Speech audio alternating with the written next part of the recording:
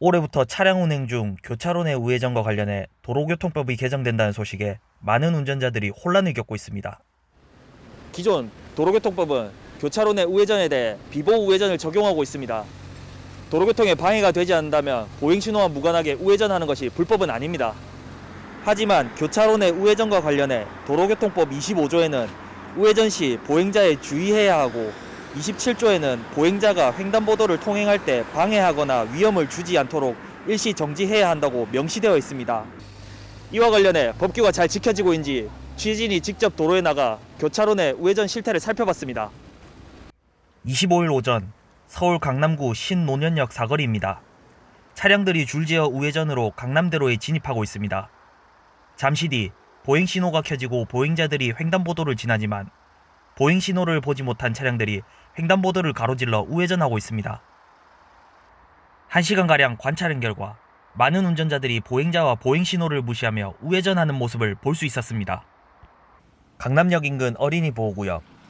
이곳은 교차로 내 보행신호가 동시에 점등되는 곳입니다.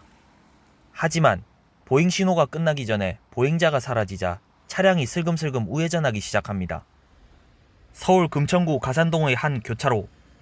보행자가 횡단보도를 건너려고 발을 내딛는 순간 차량 한 대가 위험하게 우회전으로 횡단보도에 진입해 지나쳐버립니다. 이러한 상황은 현행법으로도 보행자 안전 위협으로 단속 대상입니다.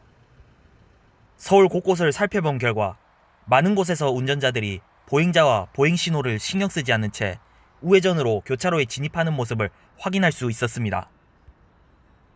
하지만 올해 7월부터는 모든 운전자가 교차로에서 우회전할 때 무조건 일시정지해야 합니다.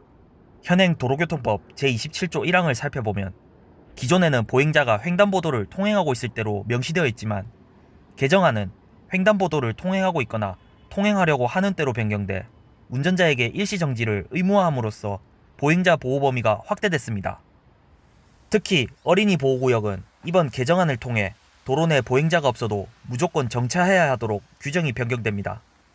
이를 위반할 경우 기존 과태료와 함께 자동차 보험료가 최대 10% 할증됩니다.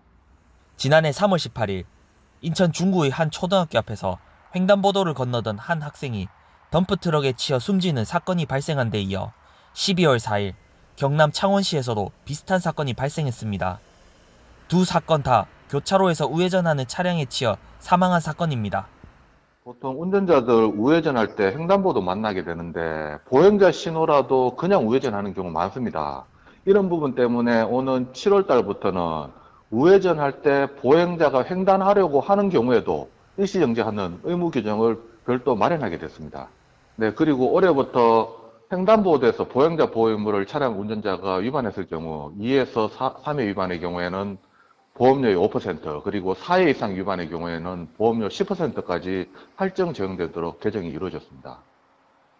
도로교통공단에 따르면 2018년부터 2020년 우회전 차량 교통사고로 인한 보행 사망자는 212명, 부상자는 13,150명입니다. 전체 교통사고 보행 사상자 중 우회전 보행 사상자의 비율도 2018년 9.6%, 2019년 10%, 2020년 10.4%로 점차 증가하고 있습니다. 조금 더 일찍 가겠다는 운전자들의 안일한 인식이 안타까운 사망사고를 유발하고 있습니다. 도로교통법 개정 이전에도 운전자들 사이에서 많은 혼란이 오갔던 교차로 내 우회전 방법, 이제는 보행신호와 관계없이 무조건 멈추면 됩니다. 꼭 기억하세요. 교차로 내 우회전은 무조건 멈춰야 됩니다.